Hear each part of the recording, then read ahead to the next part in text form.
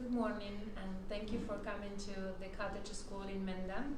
Today, as part of our Mondays on Education workshops, Dr. Welsh is presenting Mindfulness. Thank you, Tony, for coming. Yes, and thank you to the Cottage School for having me. This is now the third time I've done this presentation, so we'll try to, incorporate everyone's interests and needs. And I'll just introduce myself quickly. My name is Tony Welsh. I'm a neuropsychologist. I have been in practice for now about 6 years, and I do mostly neuropsychological evaluations, but mindfulness is an interest of mine because of the implications with regard to the brain. I work in a private practice, my own private practice, called Brainworks Neuropsychology Consultants, and primarily with adults, but I have a lot of experience with kids as well, so I'm happy to be here today. Thank you. Thank you, Tony. And so we're going to get started. Should we introduce ourselves? Yeah, I was just going to go through some objectives and then have everybody introduce themselves. So today, the goals for today are to introduce mindfulness. I imagine there is a different degree of knowledge about what mindfulness is, and we'll try to meet everybody's needs here. Also to promote a deeper understanding of how it can impact our functioning socially, cognitively, emotionally, and improve our functioning. And then also we're going to discuss kind of specific activities for use for yourselves, for your kids, for teachers, for the children at school, and hopefully those can be helpful for you. So as Laura just said, I think I'd like to go around, everyone can introduce themselves, and if you can say maybe your name and also what you were hoping to get out of this presentation. For example, whether it would be strategies for yourself, for your children, or for whatever it might be that you wanted out of this presentation. So I guess your name. I'm Laura Sulach, the director of the Cottage School, and we're very honored to have Tony Welsh doing these workshops, and she also comes to do mindfulness with the students twice per month. So we're very lucky. It's super important that also the teachers learn some strategies. Thank you, Tony. My name is Anne. My daughter goes to school here at the Cottage School, and I would like to learn some strategies for myself as well as for my daughter, so this is really beneficial. Hi, I'm Laura. My son Leo used to go here for a very long time to the school. Now I consider myself an ambassador. Right. So I'm very happy to be here and to just keep needing reminders on how to stay present and keep in that space. I'm Marilyn. I'm a teacher here, and I want to use mindfulness for myself as well as for the kids that I teach. It's important to just take a minute every day if you can, just to be in the present. So I like coming to these workshops. I'm Joanne. I have 2 granddaughters here at the Cottage School, and Tony is my daughter. And since I'm now considered a senior, I feel it's good strategy and my friends are also seniors. I feel like it's good strategy when I can no longer multitask like I used to, and being in the present moment is important. I'm Jackie Rea. I was a clinical psychologist, but I'm trying to think of how many reasons I need this. So as a parent, I have a young child, but I also have 2 older boys. One just had a pretty good head injury, and the other one has a medical issue. So I think using these to help them, but also people always ask for mindfulness, strategies, and it's not something I was trained in, so I'd really like to kind of learn more about. My name is Elizabeth Knowles. My son attends school here at the Cottage School, and I think mindfulness strategies will be helpful to both of us. That's why I'm here. I'm Fran Toste. I'm a semi-retired retired speech therapist, and I'm wondering if this would help with autistic kids or kids on the spectrum, as well as I'm a surrogate grandparent because I have no grandchildren, even though I'm a mother of 4. So I noticed that when I have these children, they are fine with me. I have no problems with them. But the minute their mother walks in, all hell breaks loose. And I'm wondering why that is the case. You know, it's just, I mean, of course, when I'm there, I'm just there to keep them safe and play with them. So, of course, you know, even if I say no to something, it seems like it's no meltdown. But when their mother comes home, it's like, I don't know. So I'm wondering, is there a strategy to, when the mother comes home, to... My mother used to say the same thing. I would say, how are the kids? I have 4 kids, and she'd go, they're fine. And basically, what's wrong with you? You know? And I would come in and I would read my mail in the driveway because I knew the minute I walked in that door, they were all over me for something. So I guess that's why I'm here. And also particularly because I still do some speech therapy, like maternity leave replacements and things like that. And especially kids that are on the spectrum, not that they're that severe, but you know, it's really hard to figure out what's setting them off, how to calm them down, how not to rile them up, because you don't know what you're doing or not doing. So I thought that might be good. Sure. You're welcome also to join our positive discipline workshops. We have the next one on November 14th. Okay. My name is Lisa. I saw this event on Facebook and just wanted something for me and to pass on to my family. I have a daughter in college and a daughter going into college, very stressful, and I want to know the words or how I can help them to not just speed through life and be present and listen to the product. Oh, great. Okay, yeah, so thank you for sharing it. Everybody, you know, this kind of gives me a little bit to work with and what to focus on because I can go through a lot in this presentation, but it can kind of help me to know what areas to go a little more quickly through and what other areas to focus on. We're going to actually start with an activity before we talk too much about mindfulness yet. Figuring out how to use my little slide scanner on my phone, so bear with me. So we're going to start with a mindful eating activity. And as Laura mentioned, I do mindfulness classes with the kids at school, and this is by far their favorite. Has anybody ever done a mindfulness eating activity other than, of course, you who opened to my presentation before?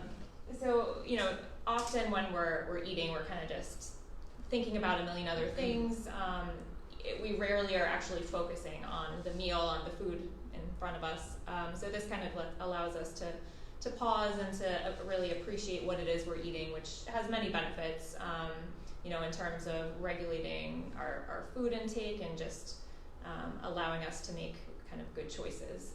And it's kind of a fun activity. So I have here both freshly roasted pumpkin seeds, which we did when we carved our pumpkins yesterday. And I have marshmallows. So, and you don't have to do this. If you choose to have one of these things, great. If not, you can kind of listen along or use your tea or coffee. I do not have fine chocolate like last time. Laura, would you like something? Okay. Thank you. I'll do pumpkin. Okay. Oh, gee. You know, take the job if you want to say it. I don't want to pass around those or something. Take care of it. I thought I added the pumpkin seeds, so I was just going to do the marshmallows, and then I thought the pumpkin seeds provide a completely different texture. So your next one, They're just like Okay. I need to have them in your Do you? Yeah. I figured you'd go out. Only by accident. Wow, and everybody chooses a pumpkin seed. Yeah. I switched it up. Right on the sweet news right Yeah. now. Yeah. I like your Okay. But if it's chocolate,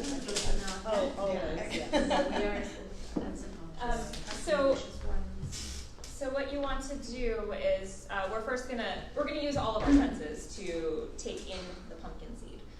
So first, if you want to just take a look at the pumpkin seed and notice some different things about it. So you want to notice its shape. You want to notice its color. just all the different things, its size. Just observe the pumpkin seed.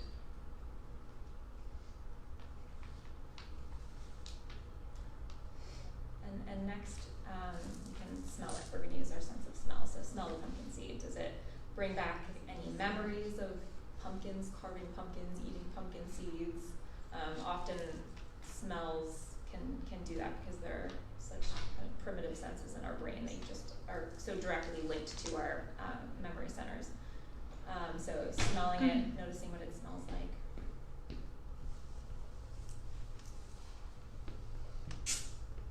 You can, if you want, you can hold it up to your ear and kind of rub it to see if you hear anything on it. If it sounds a certain way. And you can notice how it feels in your fingers. Yeah, I saw so that's a good idea. Shake it if you hear the seed inside the shell. No. Okay, so next you can put it on your tongue. Don't start chewing it yet, but just notice the weight of it, how it feels on your tongue. And notice what sensations you start to feel with your taste buds. You know, sweet, salty. Everyone here is going to be salty.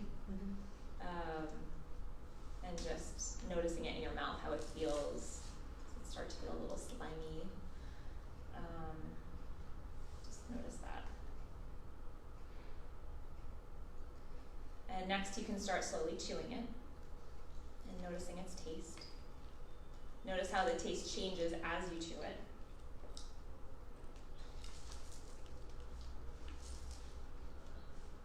And then when you're ready, you can swallow it. And as you're swallowing it, notice how it feels going down your throat and see if you can notice how far in your body you can feel it.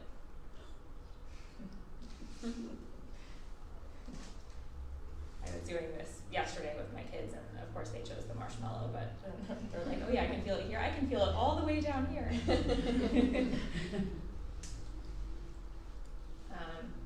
So it's just an example of an activity you can do to, not even an activity, but rather like incorporating it into a meal. So as you're eating, just kind of slowing yourself down and really appreciating the different sensations that you feel, things you notice as you're eating.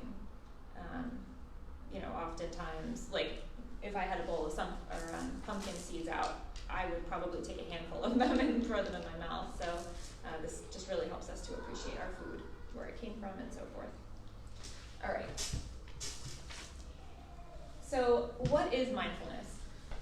Mindfulness is really a mental state that allows you to pay attention to the present moment, to what is happening right now. That's what, when I ask the kids, what is mindfulness? Mindfulness is what is happening right now. That's always the answer they give me. So noticing what is happening in this moment, but not judging what is happening. So that's kind of the distinction. We're noticing the facts about the moment. So I'm noticing it's a little cool in here, my hands are cold, it's quiet, that type of thing, rather than,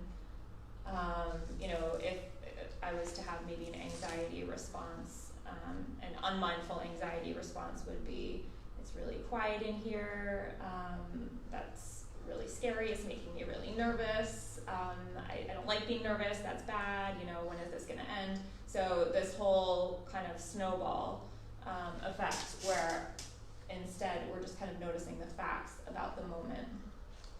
And mindful awareness can be developed through meditation practice and other types of strategies. We'll talk about some of those strategies today.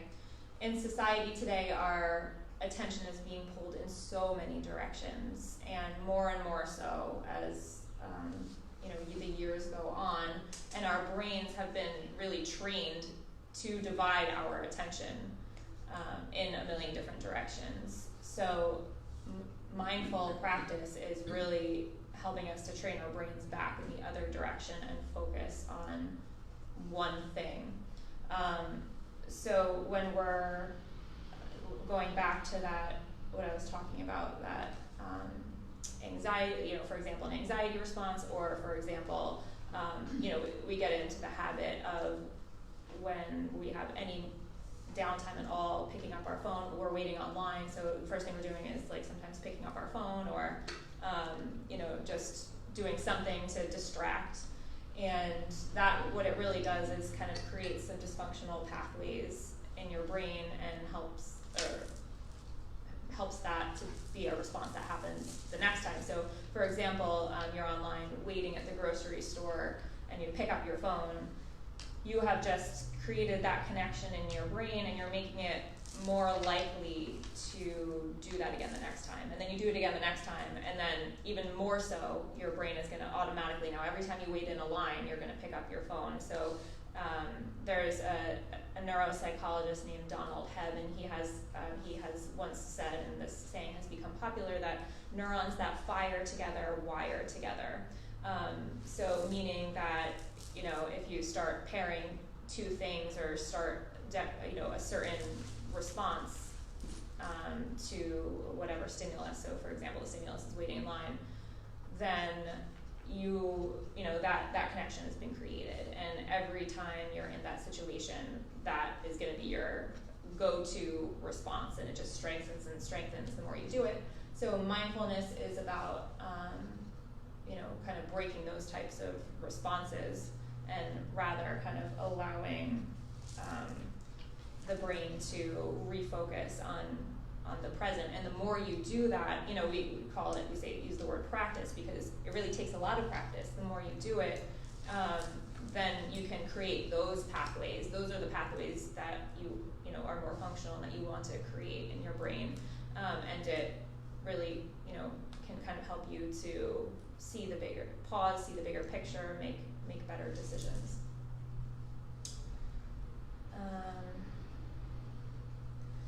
So here, it's frozen. Oh, no. Okay, here's a little kind of pictorial of what I just explained. So, without mindfulness, you have this stimulus.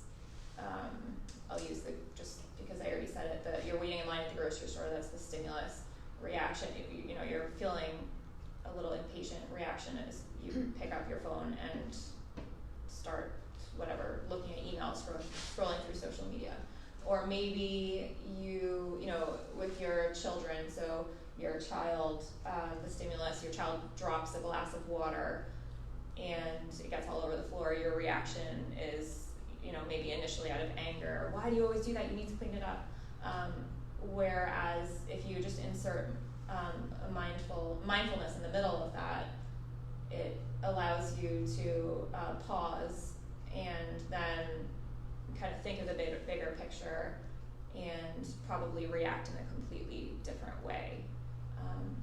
So if you want to take a moment and think of a situation where this could have been helpful, maybe a recent situation that you had where you didn't react in a way that you would have liked. And if you want to share that, great. If not, if you want to just think in your mind how that could have changed had you inserted that moment of pause. And if anybody wants to share, it'd be helpful. I'll share because I want the answer.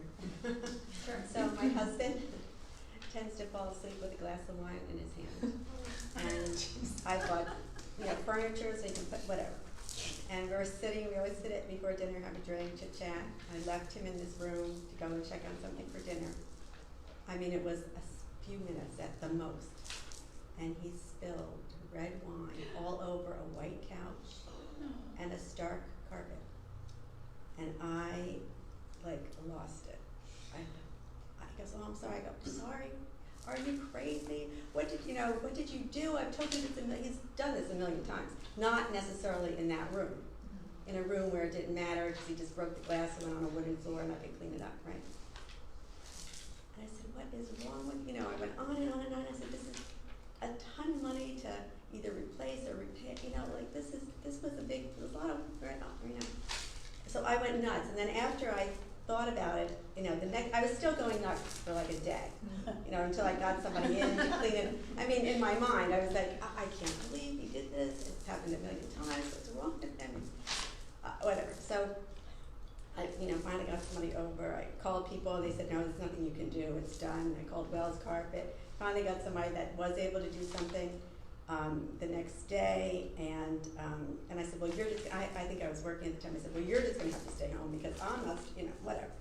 And then, so after about a day or so, and it got cleaned up, I calmed down and thought, well, I said, well, it's not like at our age, you have cancer or you have heart disease. So I calmed down and put it in that kind of perspective. But he goes, yeah, I know, that's what I'm thinking. Why didn't you think that from the beginning? So, how do you not, I don't know how not to have, I don't know how I could have been calm in that situation. Yeah, that's a tough one. You know what I'm saying? Like, I would be like, I was just. Well, I guess the question to ask is, did your reaction help the situation at all? Well, no. Right. It didn't, but So. But how do you not have a reaction? Yeah, well. In the moment. No, in the you moment. In that present moment, how do you practice mindfulness? It took me a day, and it got cleaned up, so then I calmed down.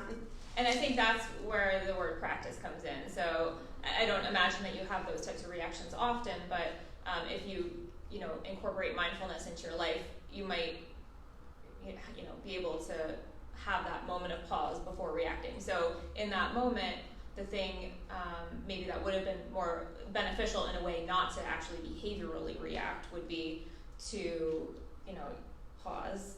Okay, notice how your body is feeling. You're likely you were feeling angry, so maybe you're feeling tightness in your chest. So just noticing those physical responses and incorporating some strategy, maybe one that we're going to talk today about in that moment, so that then maybe your reaction would have been different, and maybe you could have thought at that point, like, okay, if I put this in perspective, it's red wine on the carpet, at least we don't have cancer, that type of thing. I guess if it happened once, if it was the only time it ever happened, I would have been better.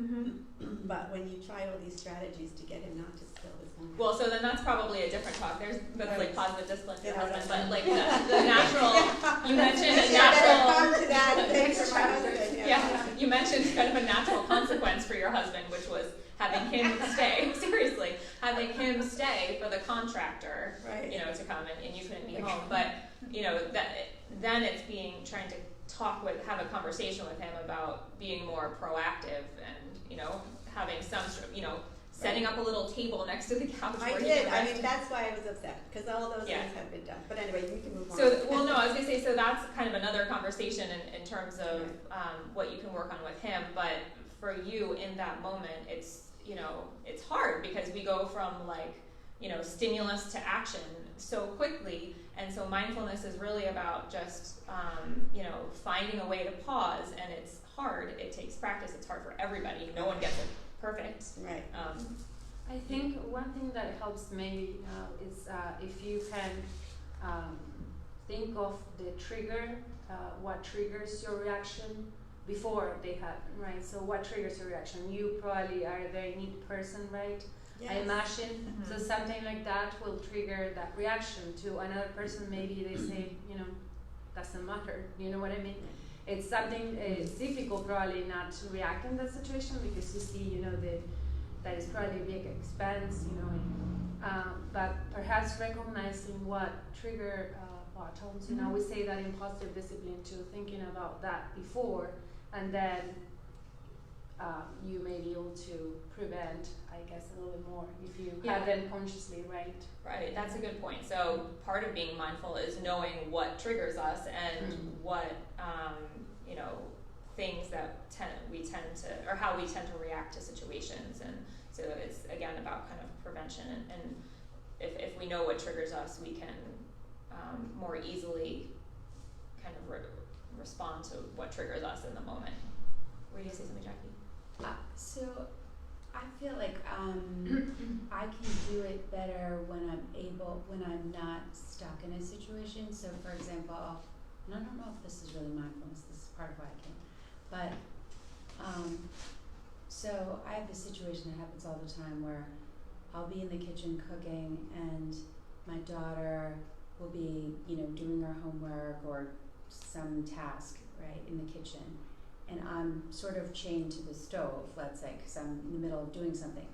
And then the phone rings, or I'm doing something at the stove, and she bolts and disappears and goes and starts watching TV. Mm-hmm. And so I call, you need to come back here, but I really can't leave. Mm-hmm. And she doesn't listen. She's like not coming back. And so I'm okay with staying focused and calm and doing it. But for the first, I don't know how many times, what needs to happen is I need to leave everything, go in there, talk face to face, and shut the TV and walk her back nicely. Not yell from the other room where she's just sort of tuning it out, not really hearing it, whatever. But I can't, because if I leave, this is burning, or the dog jumps up and grabs the food off the counter or whatever. I can't, grab the dog, shut everything off, walk out of the crowd in there like a parade, come back. But it's like 4 or 5 times, I've done it, come back, sit here, please don't leave this room, you know what you need to do, you're making a choice, do the positive discipline things. That's But what I would say, yeah. There's only, by the 7th time, my mind has melted over the steam of the stove. My mindfulness has gone out the window. Yeah. So, Right, like, and that's exactly what I was saying. It's not the first time. It's Right. These things happen. it's how to maintain the mindfulness. Yes. Like, I'm mindful the first Exactly. few times. Exactly. But the maintaining the mindfulness when the other people are not minding their mindfulness. No, and that's sometimes I feel like I can be mindful, but then I almost feel like I'm zoning out of the situation, because I'm like maintaining my zen, and the world is going chaotic around me. So if I say calm, and in the moment, there's just too much damage going around. So I have this hard time with the balance of Prioritize it too. how to keep it, and I think I maybe don't understand. Well, I think mindfulness is, you being mindful in the situation, you can only control yourself. So you're not going to make your daughter be mindful while you're trying to control your reaction. But maybe part of that situation is also having a conversation with her about, this seems to happen every day, and this many times. You keep doing it. Like, how can we fix this? Like, what is the solution to this problem? Because this, we can't. It's not working. Whatever X, Y, and Z reasons. So then it's probably again more about being proactive. So yes, I think the way to prevent having that build up time over time is to change the situation. And so finding a strategy, whatever it is, to have whatever you and her come up with to prevent the situation. But maybe incorporating some mindfulness with her, some of the strategies we're going to talk about later, might help as well, so that she's kind of thinking and in the moment, and not just like bolting and going to watch TV. Yeah. But talking to her, I would say not at the moment, Right. because that's when it's happening. You plan so it all out very before, nicely. okay, what could be the solution? So then she needs to have a consequence, Yeah. right? Right. If she agrees, because if there is no consequence, she's gonna keep running to the TV. Yeah. Yeah. Jeez. So There's what my- So we're only allowed a certain amount of TV time per day, per week, whatever it is, and you've used it, so now, sorry, no, you don't get it. You've used up all that time. Something like that. Some natural Hide the consequences. clicker. Logical consequences. Yeah, What's we've that? already done all Hide this. the Yeah. clicker. Hide the clicker. Yeah. Or like my children, when they were younger, they would ask me something in front of their friends, like, can they come over now? Whatever it was, whatever the situation was. So my thing was, if you ever ask me something in front of your friends, the answer will always be no. Always. Whether I want to do it or not. So if you want something, or if you want to go someplace, because then I'd get upset, embarrassed, whatever I have to say. So I would say, well, you know the answer. The answer is always no. So if you want to plan it ahead of time, and you really wanna go, then you have to ask me in private at home, and then it'll be yes or no. So that sort of worked with that. My husband is different. All right. I'm gonna kind of go through some of the research a little quickly, just because I think people probably want to get to more of the strategies. So this is why I think mindfulness is cool, is that it actually, can change the brain. This is a recent study that demonstrated that people who are naturally more mindfulness actually report less pain and show a lower activation in that region in their brain that responds to pain. Can anybody think of why this might be? Do you have any ideas of why you think mindfulness? You're more relaxed. Yeah, less stress. Sure. Yeah. Because what happens when we feel pain? You tighten up. We tighten up, and our brain starts judging it and labeling it as bad, and that creates more pain. And I mean, there's a whole field of psychology dedicated to pain management. So we know that our brains play a large role in pain, or really emotional response plays a large role in pain. So I think people who can be more mindful are actually better able to manage the pain. So I think sometimes our experience of pain is the actual pain plus our emotional response, whereas mindfulness can kind of help us to eliminate that emotional response piece, so that it's not exacerbating the pain. That's interesting, because I would think that experiencing, being mindful, yes, I'm experiencing pain, my shoulder is really, really killing me. Would you feel it more rather than okay, that's annoying me, I'm just gonna ignore it, and I'm gonna, go run around with my kids. Yeah. So I'm ignoring the pain. And mindfulness isn't so much about ignoring or avoiding. No, that's what I'm saying. Oh yeah, sorry. But mindfulness is drawing your attention to it and noticing it without judgment. But still, I have a hard time doing that. Okay, my neck is really killing me right now. But I guess I also do try to, sit straight up or, whatever. Yep, and it's just kind of, my neck is killing, or you want maybe even more specific, what is hurting. The left side of my neck feels like there's there's a sharp pain. What is it? And maybe if there is some condition that somebody has that's causing that, that must be my arthritis, sciatica, whatever it is, just knowing, labeling it all rather than, my neck is in so much pain, now I'm not going to be able to, go for a walk later because I'm going to need to lay on the couch, instead of jumping, a million steps ahead and thinking about the implications of the neck pain. So it can actually just kind of improve your experience and just dealing with that moment to moment. Some other physical changes, again, I'm not going to go into too much detail, but there are different parts of the brain that can have been shown to change in shape and structure and size, and most of those parts of the brain have to do with improvements in attention and memory and lower stress levels. And so the cognitive benefits would follow, same thing I just said. So, better attention, memory, working memory, which helps with long-term memory storage, those types of things. Emotional benefits, it's been shown to improve symptoms of depression and anxiety, as well as that ruminative thinking that is often goes so hand in hand with anxiety. It can also increase empathy and self-compassion. Self-compassion being your ability to recognize and understand your mistakes, your insufficiencies, and kind of understand that that's okay, and it helps you to be understand those inadequacies in others as well. Increases relaxation and so forth. Just some other health benefits kind of related to that study I mentioned before. It's been shown to improve chronic pain. There's been good benefits with eating disorders.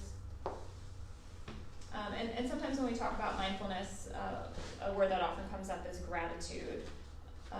So when, gratitude is just kind of a way of being mindful. It is appreciation of what others do for us, what the environment around us, what we've been given. Feeling grateful can have a lot of the same benefits as some of the mindfulness benefits that I mentioned. Relieving stress and pain, just improving overall health, and some structural changes have been shown with depression and just helping to kind of rewire the brain and improving symptoms of depression. Let's see. And then another term that often goes hand in hand with mindfulness is meditation, and it's a way to practice mindfulness, and these are some of the benefits. Again, kind of lowering stress, lower blood pressure, improving attention, and even that's been shown after a brief use of meditation, and after long-term use, those benefits are typically enhanced, and actually there are parts of the brain, the gray matter of the brain actually can become thicker and more dense. There have been studies on, like Buddhist monks that demonstrate that their brains just look so different from ours, and they're so much denser in areas that are related to attention and memory and emotional processing. Let's see. These are some benefits specific to children. So it's been shown that kind of self-compassion, improvement in social skills, so being able, a reciprocity, theory of mind, which is being able to understand somebody else's feelings and thoughts, kind of related to empathy, improvement in social skills and behavior. One of these, attentional self-regulation, I think is one that is pretty cool, because that is basically a child's or anybody's ability to pay attention to things that are important to them and be able to block out things that are unnecessary or unimportant. So our brains are constantly, all day long, trying to determine and detect what is important for us to pay attention to and what is not. And if you have good attentional self-regulation, our brains are better at doing that. So for kids, this has been shown to make children, older children even, less susceptible to deviant peer influences. So they're not as susceptible to doing some of the bad things that their friends are doing. And another kind of good benefit of that too is that younger kids, or any children, are less susceptible to their parents' mistakes. So if you're doing something and some parenting mistake in a situation where you feel really badly about, and children who have better attentional self-regulation are less likely to be impacted by that. Less likely to be impulsive, decreased anxiety, better stress management. So we're going to talk about mindfulness as a treatment intervention. It's actually been shown to be really great with children who have ADHD, because it helps to manage a lot of the ADHD symptoms. It targets the symptoms of ADHD and attention, impulsivity, executive functioning difficulties, and also some benefits for caregivers of children with ADHD. It helps to manage kind of stress and anxiety in the caregiver as well. So we're going to talk about two kind of key situations to utilize mindfulness. And this, I'm saying classroom and home, but I mean in your practice as well. Any of these situations, any situation that you can think of, in your life will be applicable to this. So one key opportunity would be in times of transition. So that might mean waking up in the morning, leaving the house, getting in or out of the car, just times where you're going from one thing to the next. Or what you mentioned, the transition from you to the parent, right? Yeah, right. Transition time. Yeah, a transition from your child going home to their parent. Like Oh, you yes. said, Yeah. they start acting up Yes, easily. oh yes, definitely, and it's dramatic. Yeah. So that is something you've identified as a good time to use mindfulness. And then another opportunity would be in a chaotic situation. And when we talk about mindfulness, so we're going to talk about interventions as well as mindfulness, just practices to improve our ability to be mindful. So there are lots of different strategies for both of these things. So in times of transition, you might take a pause. It's about kind of pausing before doing the next thing. So you might take a pause. You might take 3 deep breaths. You might notice how your body is feeling, if there's any tension. You might notice your emotional state. So some people have something they call touch points throughout the day. So for example, when you're leaving the house in the morning, the door handle might be a touch point. And if you have the same touch points throughout your day, it would trigger you to take that pause and use a mindfulness strategy. So, for example, if it's the door handle, the person might know every time in the morning that they're touching the door handle, they're kind of going through this, taking deep breaths, or just noticing how the door handle feels. Just when you're focusing on that one thing, you're kind of quieting your mind from all the other things, the stress about what the next step is, wherever it is you're going, and just kind of helps bring your attention to the present moment. Another key opportunity to use mindfulness is in times of chaos. And in this situation, you would notice, again, how your body is feeling, if you're noticing changes in your heart rate or your breathing changes, maybe you're feeling stressed. And so you gave a chaotic situation. Okay, so it wasn't so chaotic, but it was a time of stress. So in that moment, you might be aware of your body's changes after your husband dropped the line. Yeah. A lot of body changes. So you're noticing, and then speaking firmly without anger. So if you're that kind of didn't happen. Yeah. And another situation might be a parent who has a child who's having a tantrum. So, and you don't want to use like any meditation in the middle of this because it might feel like punishment. You want to kind of review those types of things when the child is calm. But, in the moment, you would be aware of how you're feeling in response to the situation. You want to be aware of how your child is feeling. Not just trying to quiet the child and appease the child, but rather just being in the moment with him and letting him feel his feelings. So this is not about invalidating feelings. So you want to notice the feelings and wait for them to calm down, and then maybe that would be a time to then talk about, what happened, why did this happen. And what age can you do that with a child? You can do it with very young children. I mean, on a basic level. The more rationalizing, I think, typically happens closer to like 3, 4, 5. Like I think as they, when you're talking about reflecting back on the situation. What age children? So this is a 2.5-year-old, almost 3-year-old, and for some reason, when his siblings come home, because now he has to share the attention with me, he just gets angry. Yeah. He'll stump up the stairs and he'll start screaming. And then the mother says, well, he won't come down until we go and get him. So the older brother goes to try to get him, and he starts screaming, no, Mrs. Tosti, that's me. So I go up with his sister, and he smiles when he sees me. When he sees her, he goes, no. And so I say, please, can you just leave the room for 2 minutes to his sister? I'm calm because this isn't my child. Yeah. I'm not responsible, but so I'm calm, and she leaves, and then he's happy. He wants me to pick him up.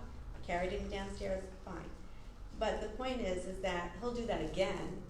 He always wants who he wants when he wants it. So how do you change that kind of behavior? Because if you're I'm not the mother. I was going to say, how does he act with the mother? Does the mother pick him up? Yeah, somebody will go up. Yeah. Somebody always go up and try to get him out of his funk.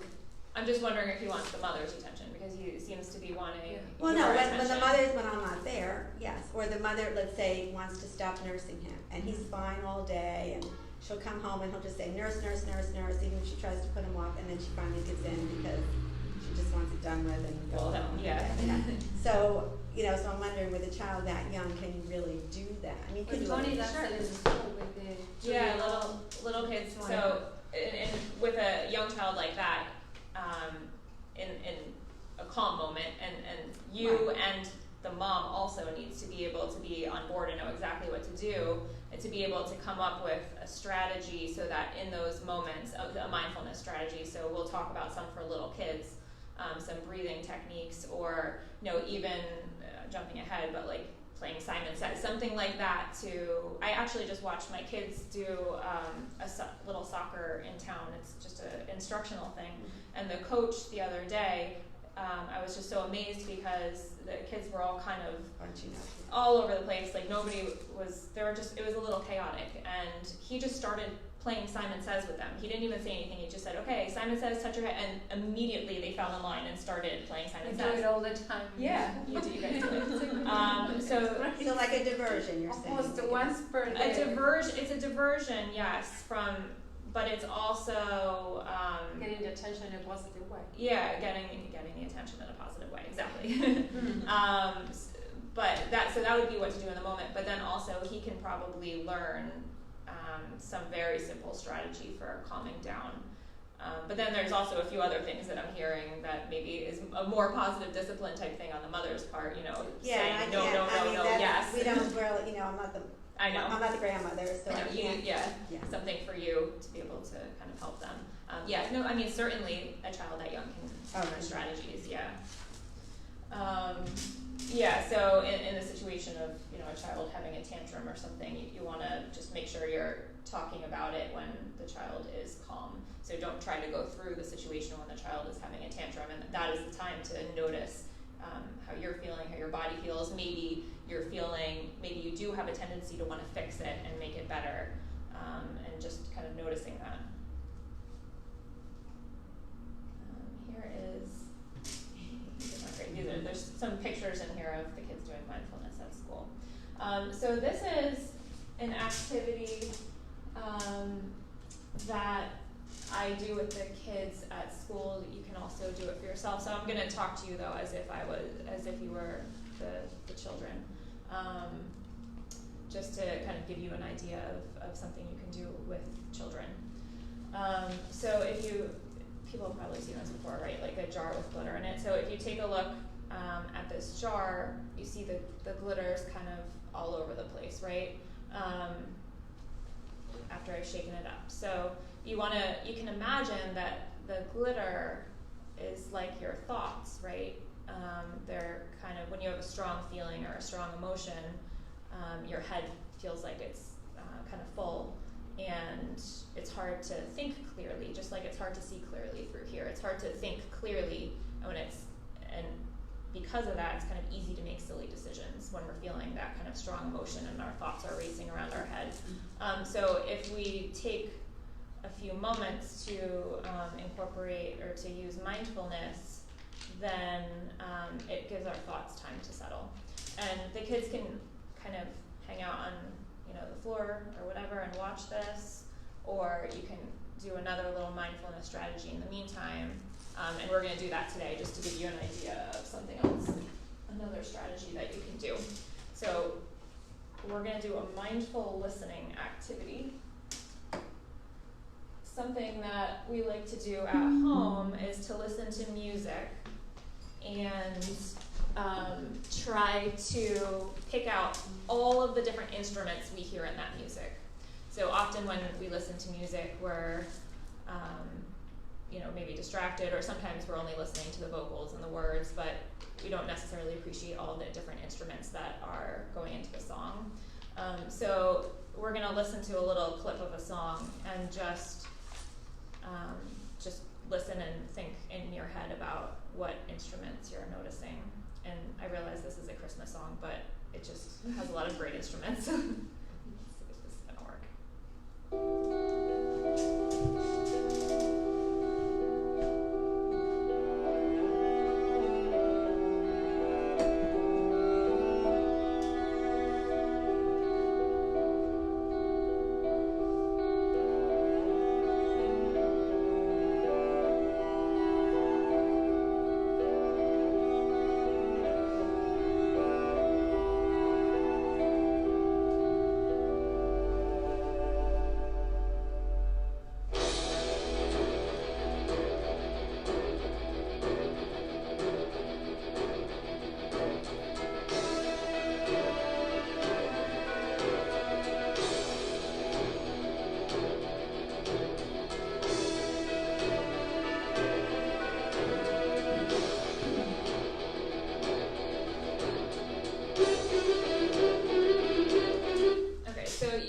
probably do this a little bit longer at home, but for the sake of time, we'll cut that a little short.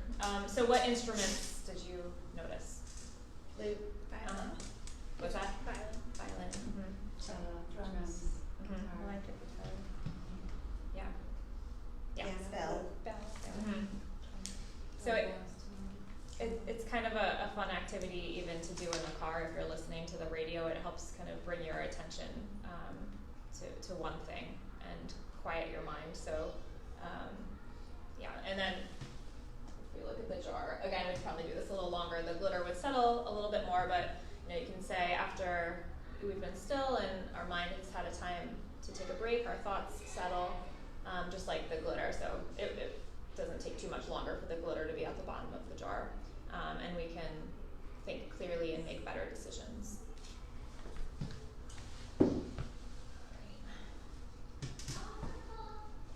How's everybody doing? Do we need a break? Okay. Yeah. Can I ask a question? So would you actually use the jar of glitter to help them when they're having a tantrum? That they Sure. look at the glitter and then watch That's a it good and calm idea. down? Yeah. So that's really how you would use it in the home. When you're in a quiet moment, you could explain this, and then yes, in a moment of chaos, you could, without saying much, you could probably hand the child the jar, and because they would already know what it means and what to do, because it is very soothing. Yep. By the way, we have tea here, hot water for tea and water and apples, if anyone is. So we're going to go through some different techniques, some activities for teachers in particular, and I don't know, you could probably even use these in a speech therapy session, but Yeah, well, that glitter thing might work. It depends, the Mhm. kids that are autistic, they're all different. So Sure. I don't know. So teachers, these are just some strategies that have been shown to be beneficial in the classroom. So beginning the classroom with a mindful moment, inviting children before you even start to kind of close their eyes, take a few deep breaths, just to kind of get them centered. And you might do a mindful listening activity to get them geared up for listening to each other, listening to the teacher. This is my mindfulness bell, which I just got. I've been using an app on my phone. So there are apps on your phone that are mindfulness. You can get it's a mindfulness bell. So you can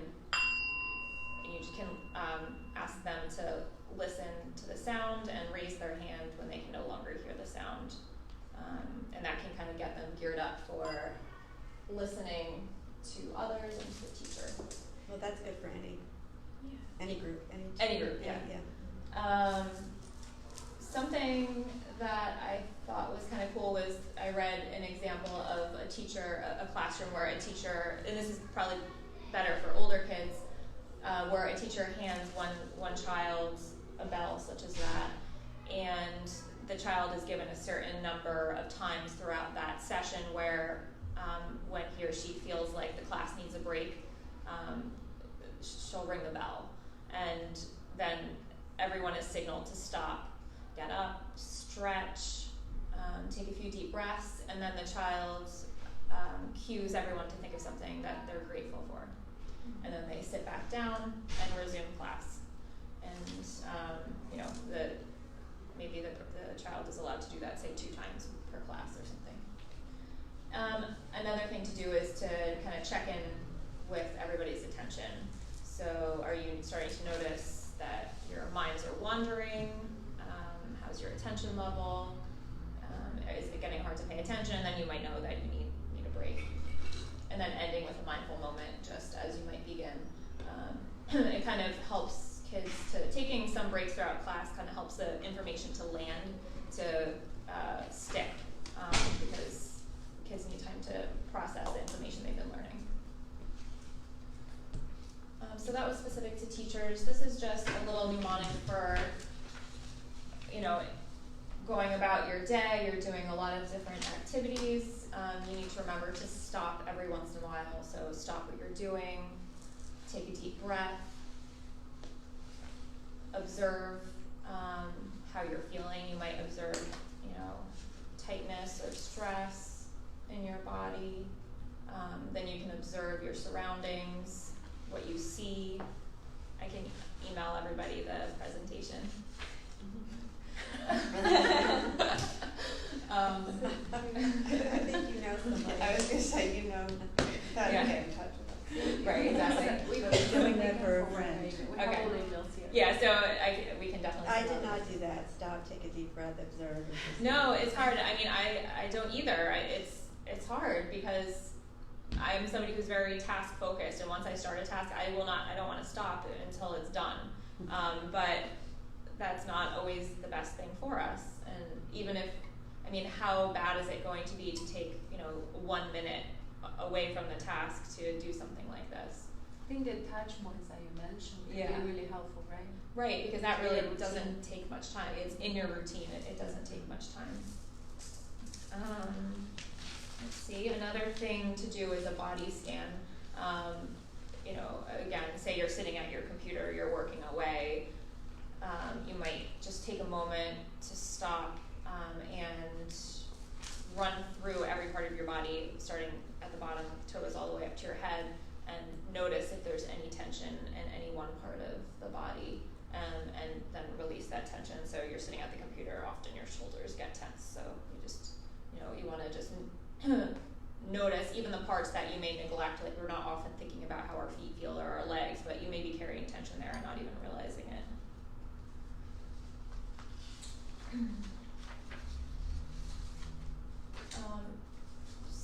So it's also important to kind of notice our emotions when we're feeling, say, for example, a negative emotion, or say we're worrying or we're blaming somebody for something.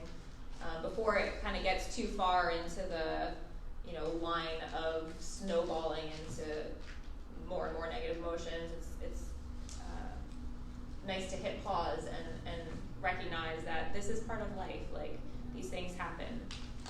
It's normal to feel this way. How can I take care of myself right now? How can I help myself feel better so that this doesn't get out of control? Because again, neurons that fire together are wired together. So when you're having, that blaming or whatever, worrying, any of those emotions, you're going to quickly start linking them to worse and worse things, and then, it'll impact the way you're acting and so forth, where you want to form kind of healthier connections in your brain and reacting in more healthy ways. So these are a purposeful pause. These are just different things you can do throughout your day to incorporate pause or mindfulness. Starting your day with a drink such as coffee or tea, not an alcoholic beverage, which is how that just came off to me when I read it. So often people start the day with, say, coffee or tea, and that's actually pretty functional. Even if it's that you're feeling addicted to caffeine, actually the ritual of it is very good for us. So just always having that same routine where you can start and enjoy, the beverage or whatever it is that you're doing. I actually have a pajamas that says coffee first, you people after. So everyone knows that you have your ritual. I do. Yeah. Use the door. That's just what I was talking about, the touch points. So every time you're touching a door handle, that's really symbolic of a transition. So, pausing, taking a moment before going on to the next thing. And so often, I think a lot of people in their days don't make time for lunch, myself included, and we just kind of race throughout our day. So it's actually really important, not only for the food. I mean, we need to meet our basic needs as well. So eating will help us to also be able to pay better attention throughout the day, but it's just kind of nice to have a break in the day. And not everybody's days are conducive to sitting down and having a lengthy lunch, but just finding some way. It's kind of a nice midday pause. So, but like eating without sitting at your computer. Yeah, exactly. Sorry, yeah. So eating without also doing work at the same time. Only focus on eating. Yeah, I know. Because so stepping away from your work. I am like, I can multitask. Yeah. Yeah. Yes. Or You can be I more can productive. start answering my emails because I haven't had time, or Right. like whatever. and No, then eating, just yeah. eating. Even if it's like 5 minutes of Right. just the eating and not doing something else at the same time. And walks are nice too. So here is a common issue so it doesn't even need to be necessarily a technology addiction, but I think many of us tend to overuse technology, even if it's not like necessary in a given moment. So we can kind of know, if we're, for example, having a downtime, we might, if we're usually kind of prone to picking up our phones during that time or going to our computers, we want to kind of notice how our body's feeling. If it's feeling like it wants to jump, like to get the phone, is my arm trying to reach for the phone? And notice our emotions. Am I feeling unsettled because I just want to scroll through social media? So explore what you're being told to. Sorry. That's okay. But you know, phones. Yeah. Appropriate. Yeah, so just kind of noticing when your attention strays from your work or from stillness or whatever it's straying from will help. The more you notice that, the more you can stop yourself from spending time that you don't want to spend. So after all the noticing, you're labeling, restlessness in your body. After all that, then you want to question, is this how I want to be spending my time? And if it's something important on your computer or phone, yeah. I mean, sometimes it is important, but sometimes, no, I actually really need to get this done. I don't want to be scrolling through Facebook right now. So then you can kind of shift back to what's important. But if you can break down that process in your mind and just make yourself more aware of it, it can help kind of curb the unnecessary use of technology.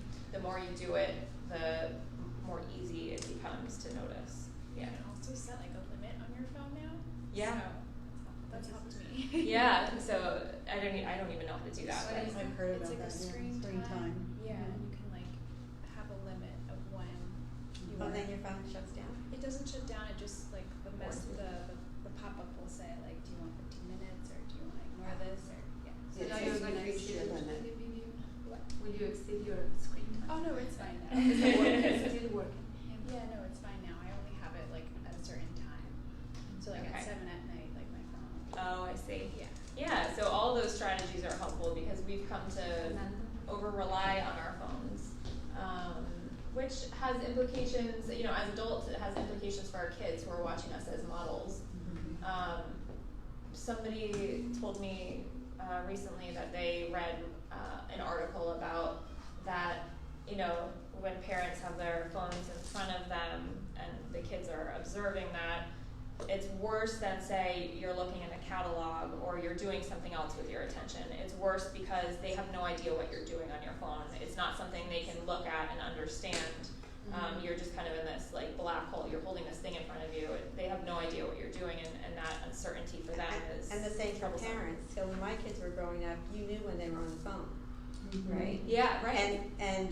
But when my kids, some of them were growing up, well, my older ones I did, but when my youngest one, who's now 33, was growing up, they had a whole life that was silent, and I didn't know about it. But I snuck around and found out. But you didn't know they were on the phone. Yeah. So if they left their computer on and went to the shower, and they were in high school, and I felt compelled to look at it, I knew what was going on. Now I couldn't tell them, but I could thwart things. I could have, I could say, oh, well, we have a family event that day, whatever. Yeah. But it was all silent, whereas you could hear your kids before on the Yeah, phone. that's right. You have no idea, right, as a parent, And now what working your in kids school, are doing. preschools and middle schools and high school, trust me, it's not good. It's not good at all. I just want to talk actually about that because it's really, people are trying to study that more and more, how much it creates, anxiety There's so and many depression bad things. and suicidal thoughts, even So when many they're, bad it things. starts, but when they're 7 years old, they're already, if they have access to the phone, it's a different life, it's a parallel life. Right, and Yeah. right, but it has to be regulated, and just like what you said, the more you do it, the more it's addictive, the more your brain wants to do it. Yeah. So just like we had to limit the TV, or whatever we limited, then parents today have to be mindful and aware and limit the social media. Very Yeah. much.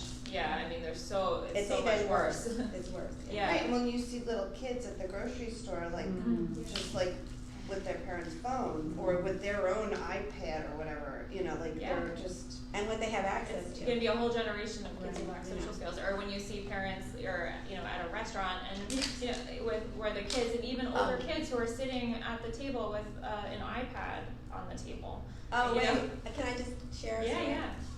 I was in Nantucket for special birthday dinner with my family. We're sitting in a nice restaurant, and I'm sitting here, and maybe the other table's like you, and I can't help but looking at you. You're there, right? And there was a family. It was one of the Kardashians sitting at the table. 2 little kids, maybe 6 and 8, or 4 and 6. I don't know. The 2 parents. Nobody spoke to one another. Nobody. No. The parents didn't speak to the parents, each other. They didn't speak to the kids. They all were on their devices. All of them. Mhm. This was a nice restaurant. The waitress had to move the child's device to put the food down. So I'm like fuming. Like I'm fuming. I go, That's Mom, incredible. don't look. We're dinner tonight." I go, why did they even come out to dinner? Yeah. Why did they even come? I'm Yeah, like, true. I know.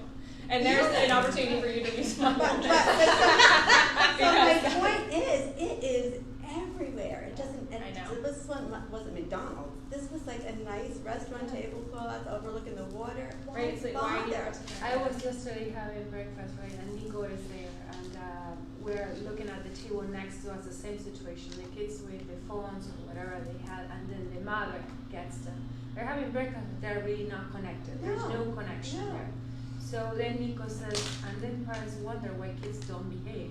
Yeah. If they are not socializing, using the skills that they need, improving, No learning engagement. strategies, how can they learn that? We were not exposed to that, and we get addicted to the media. Imagine these Yeah. kids are growing. You know, And they need what's- constant stimulation as a result. too, constant, right? And connection and meaningfulness. It's Yeah. really sad to It's see.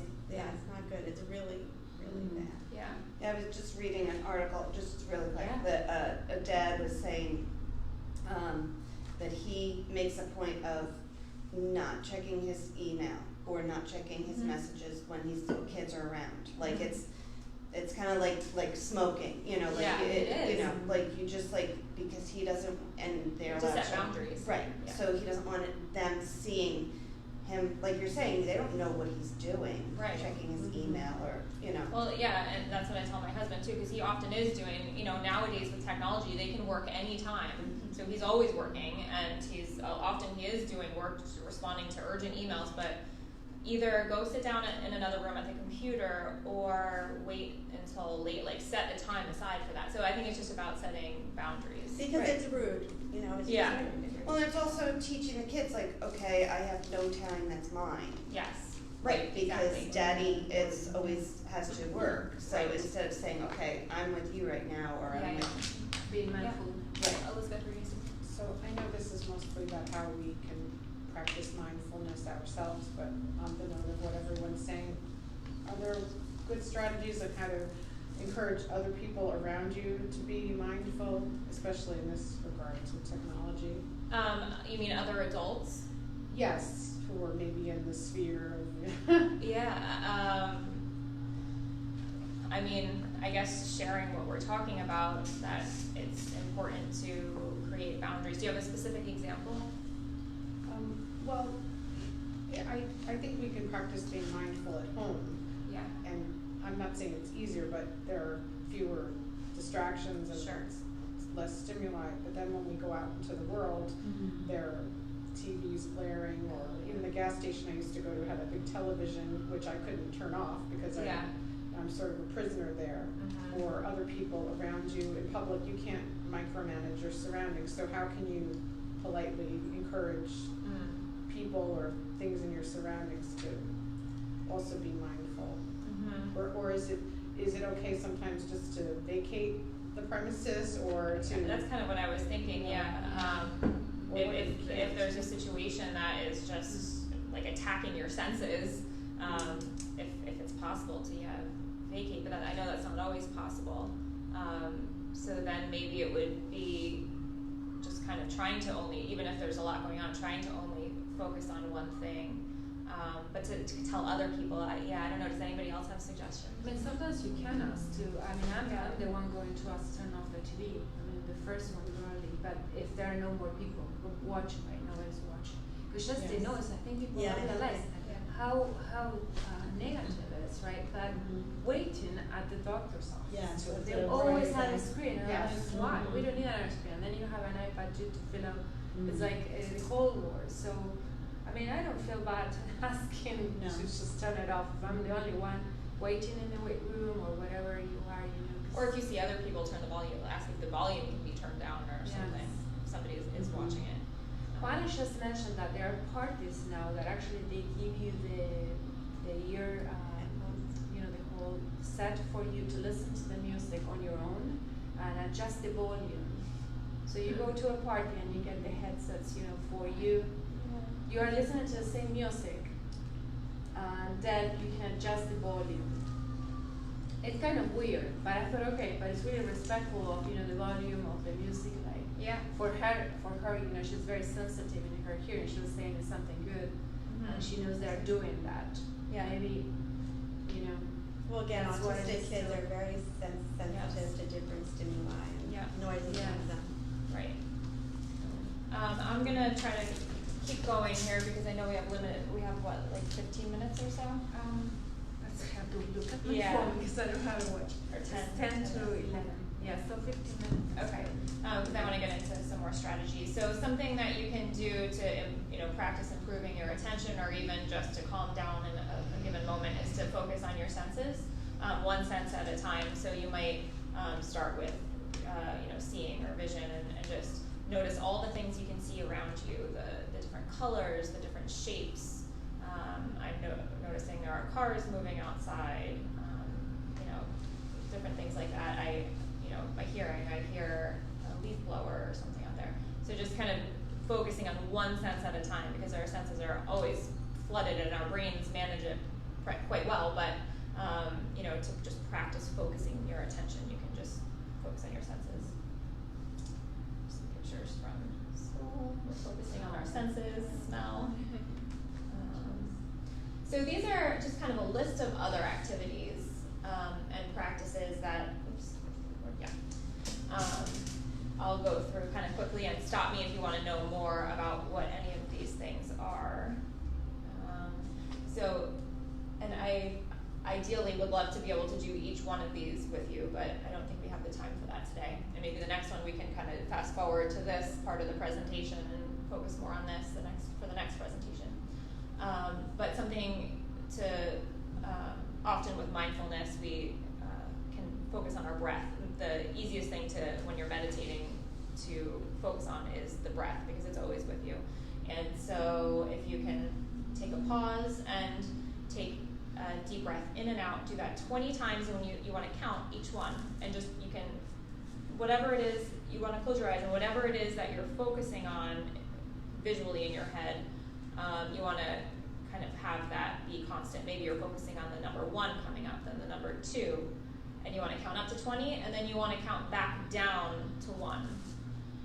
And this is, it sounds easy, but it's actually not. It's actually really hard to do those 20 deep breaths and back down, and often, like, if I'm getting to number 20, a minute later I'll notice I'm on number 30, which was not what I was supposed to do. You're supposed to get to 20 and then count backwards, 19, 18. So it's just a good way to kind of focus your attention and calm your body with the breathing.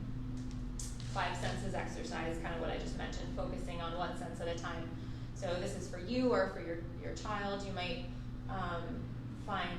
let's find 5 things we can see, 4 things we can hear, 3 things we can smell, 2 things we can feel, 1 thing we can taste. Just, again, focusing on one sense at a time. And during anything like this, so for example, even during deep breaths, it's normal for thoughts to come in, normal for your mind to wander and to start thinking about other things. And when that happens, you just want to kind of redirect, don't get annoyed about it, it's normal, just kind of redirect back to whatever it is that you're trying to focus on. And some people find helpful imagining the thoughts as passing clouds.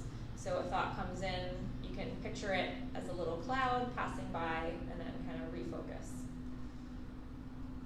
Just having mindful awareness in your routine, which is something we talked about before, kind of finding ways to pause. Mindful appreciation, just kind of noticing throughout the day, just having more of an appreciation for things throughout the day. So, you know, that might be thinking about electricity. So it's really cool that we have these lights on in the room. Like, how does that all work? And what was it like before electricity? Just kind of thinking about what, you know, just appreciating things that we wouldn't really stop to appreciate. That might even mean smiling at, you know, the cashier at the checkout and just saying, you know, pausing, how are you today? Just, again, kind of appreciating more throughout your day. Practicing waiting, kind of what we mentioned about how often we're picking up our phones or maybe finding some other way to distract at a time that we're waiting for something. Maybe we're at the doctor's office, and just finding different things you can do during that time, so we're not always geared towards whatever it is that the distraction is that's pulling our time. Practicing kindness and compassion, and some people like to have a little calm down corner in their house, or maybe for kids a little box. This is kind of also a positive discipline technique. Just a space where you or your child can go to feel better, because when we feel better, we do better and we make better decisions. And that might involve, you know, the little jar, or just kind of a very soothing area, soothing colors. Does anybody have any questions? I just went through those very fast. And the way I have the next part set up is really by the weeks of the mindfulness program that I did with the school last year.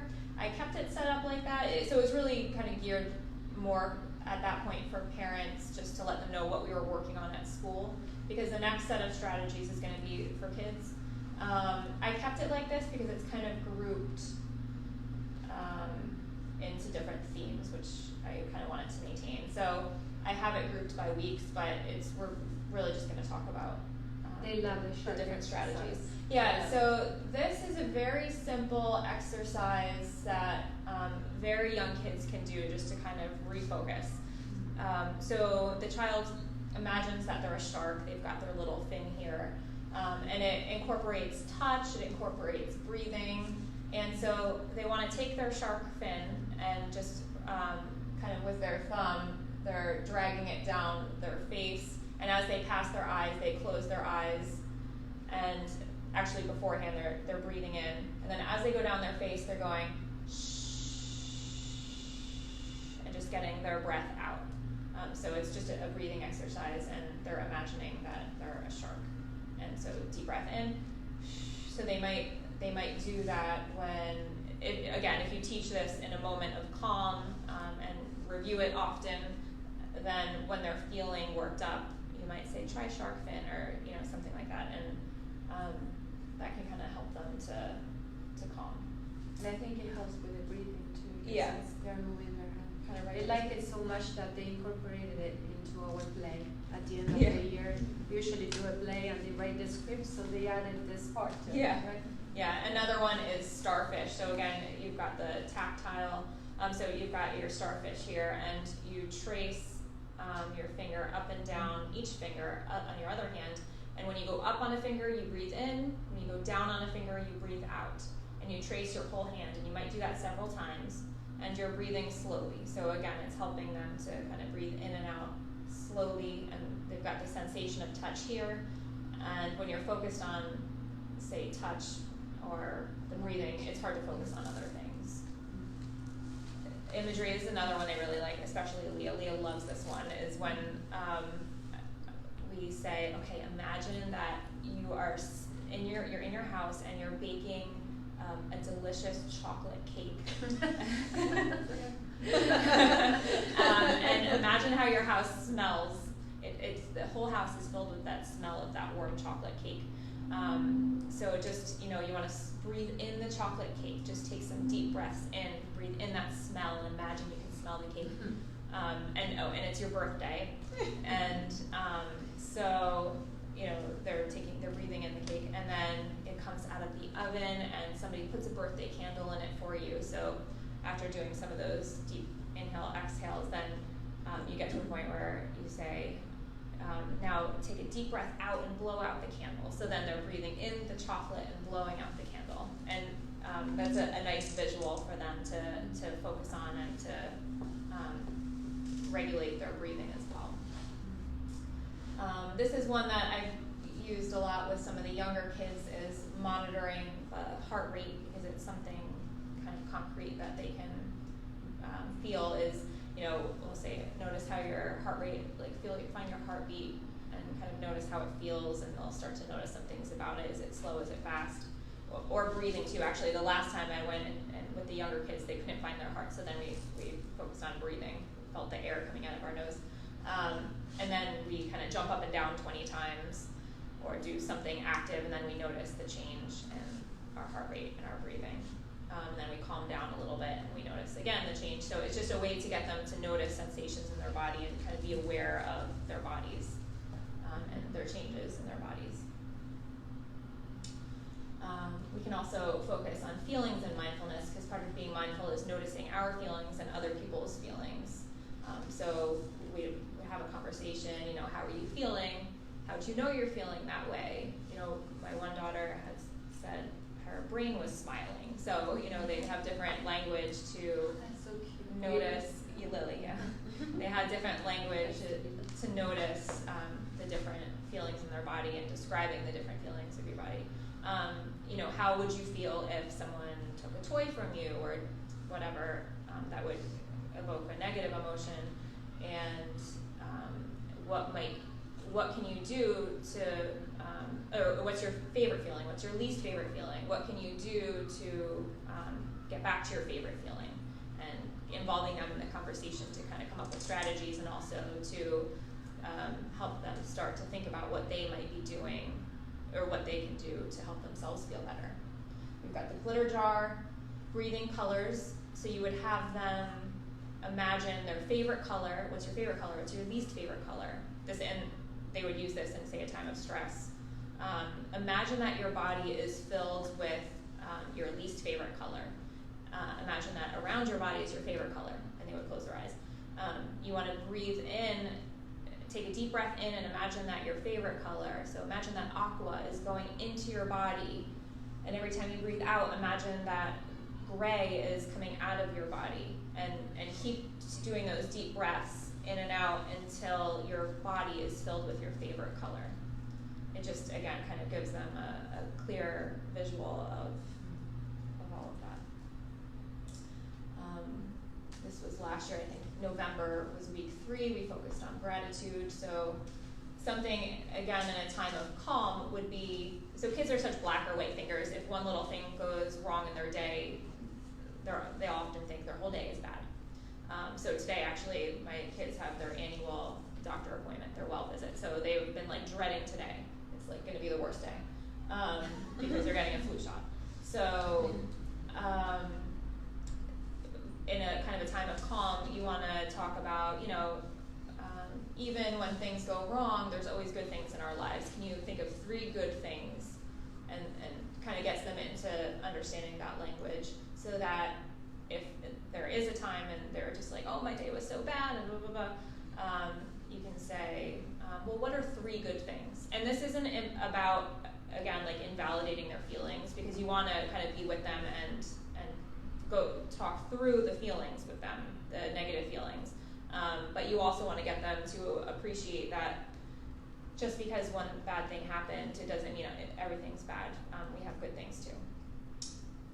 Gratitude ABCs, we go through every letter of the alphabet and think of something we're thankful for. We had a appreciation meditation where we kind of appreciated the different parts of our body and what they do. Our feet, they're so strong, they can help us walk, kind of thing.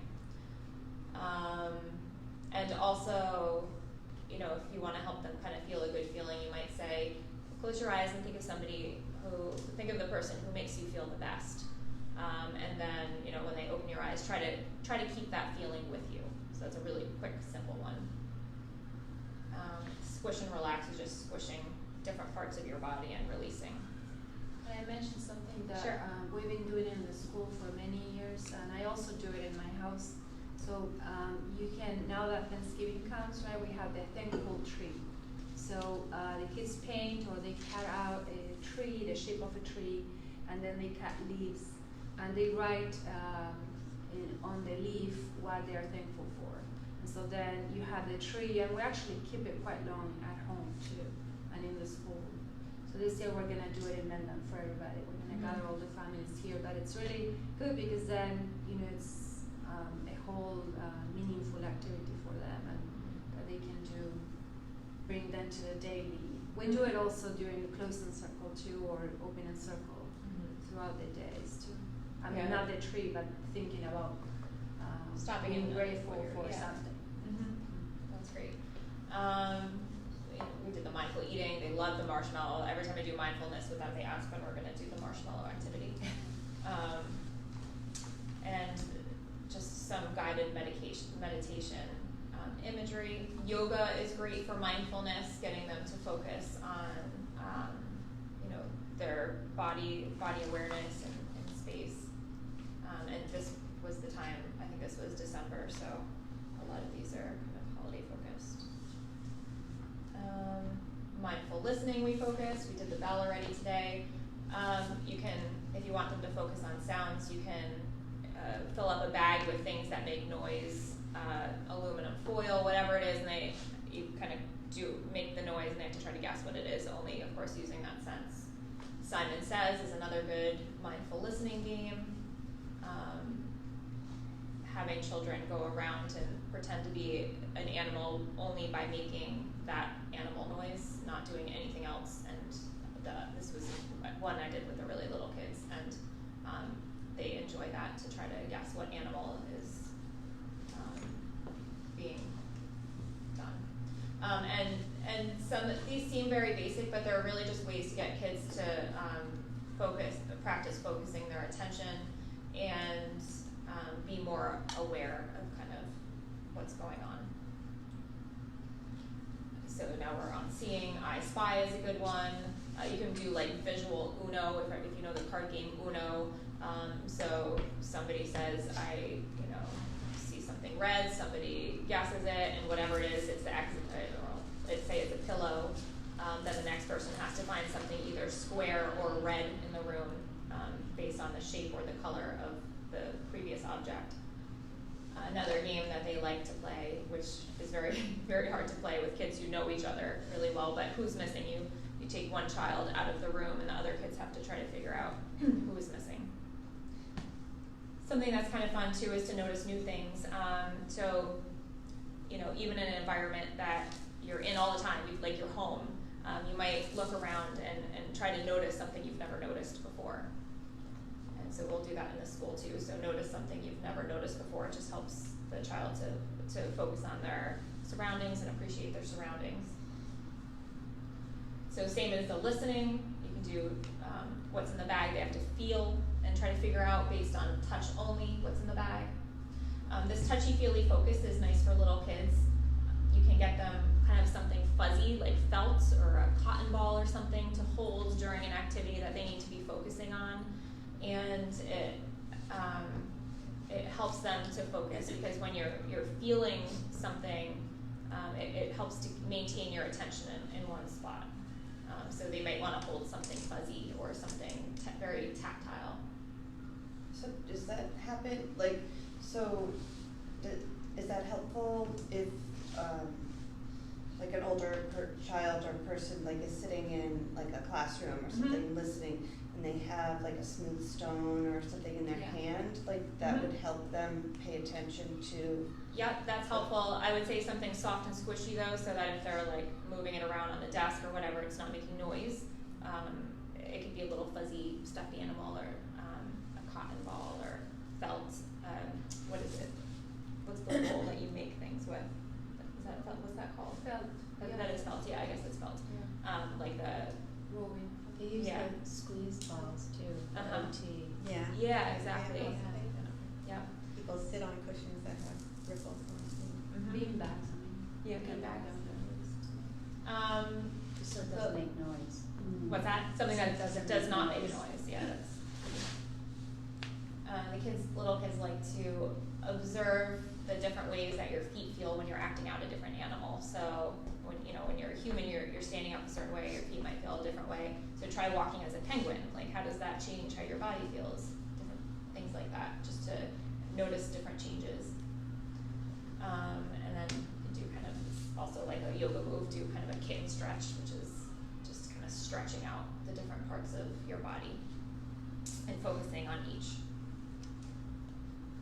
Another breathing activity is the bumblebee breathing. Little kids pretend you're a bee, and take a deep breath in and then buzz out. It's just another way for them to understand the breathing.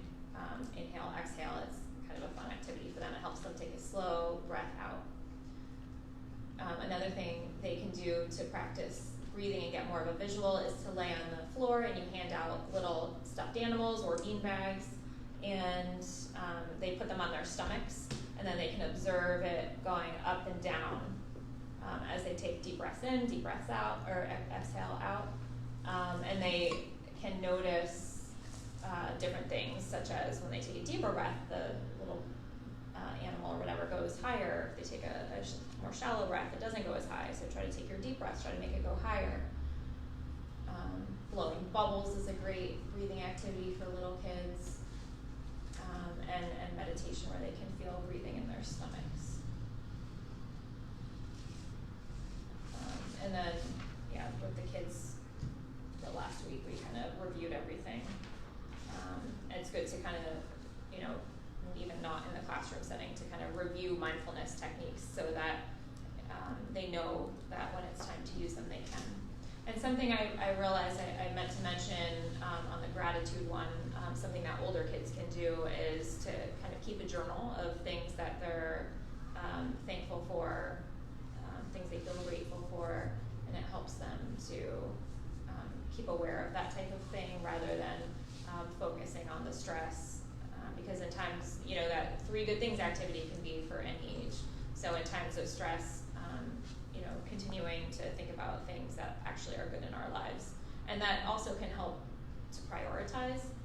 So if you're thinking about the things you're grateful for, that may be the things that are most important to you, and can help keep things in balance and help children and adults prioritize what is important to them. Like you mentioned, we don't have cancer. Yes, exactly. I'm sorry. Like you mentioned before, that the next day you thought about that, how yes, grateful yes. you are that you don't have cancer, Yes, or right. you are Mhm. not sick. Yeah, we used to do that every night at dinner. Like, we'd go around the table and say three good things, but like we're all just, and I'm like, oh, I'm gonna text my daughter in college right now and say, tell me 3 good things, 3 things Yeah. you're thankful. Like, we haven't done that in years. Yeah. Yes, it's a good Yeah. routine. Yeah, absolutely. To see the water part of the glass and not the empty. Right. I do have a breathing activity. I don't know if we have time for it. The kids, I heard them playing outside. Do you want to check them and see if they're starving, or I they would come here to have lunch?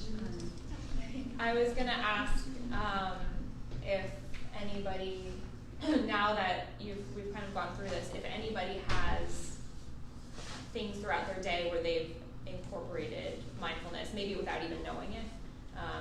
Well, now that I have more time, because I'm not working, Yeah. like when I go for a walk, I just love it, because I can just pay attention to the nature. Yes. Or like the beautiful leaves that are on that, things that I never had time, Yeah. like I need to go someplace, right? Yes. So now I don't. Yeah. So Yeah. I like that, but, it's hard to do when you're busier. Yes. Yeah. And so you just need to, when you are busy, you need to make more of a point To do that. Yeah. Right, like even as you're running through the parking lot, like, oh, look at the leaves. Or Yeah, there's always smell, something you can do. Like I was just rushing to get here and I went to someone's mailbox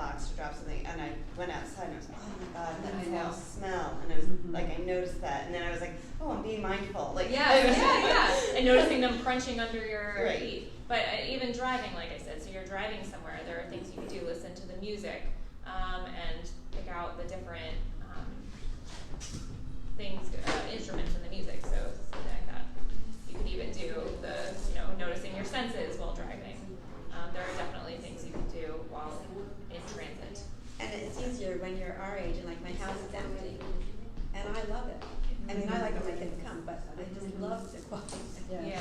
So you can pay attention to so many more things, many more things. But it's interesting, like, when my kids were little, I always took the time to say, because the dirty hands are on the wall, and and then I was like, I love that their dirty hands Yeah. made handprints on the wall. Uh-huh. Like, I'd turn it around because I knew it was finite. Yeah, that's So, temporary. just take the time Yeah. with the little kids. Then you have grandchildren and kids. Well, and that was a nice way of feeling appreciation to, like you said, flipping the negative Yeah. emotion. This is a temporary time, and I'm going to appreciate this. Yeah. Yeah. Okay. Okay. So we're going to need to wrap up because the kids are going to be here eating lunch. But I am doing another mindfulness presentation in I think it's in March, and if the crowd seems to be the same and those who have been here before, I'll probably skip the first part and just focus more on some of the strategies. I have these postcards with the workshops, so I'll give you some. Yeah, the date is on there. It's on March 26th. And do you have handouts or anything? I didn't bring handouts because We can email often them, people right? end up just like throwing them away. Yeah, so I figured they can get emailed if I you can want email to. them to you. Do we have everybody's email? Probably. Yes, we do Okay. have the emails here, and I also want to say that our next workshop is poetry appreciation with Philip Rosenbach. He's been doing these workshops for about 12 years, and it's going to be in the evening in the Glaston location. So I encourage all of you to come. Poetry is great. You didn't include it in mindfulness yet, but actually reading poetry is very calming too. Yeah. And so that's the next one. I think that's all for now. But thank you so much, Tony. Yeah, for doing thank you. that.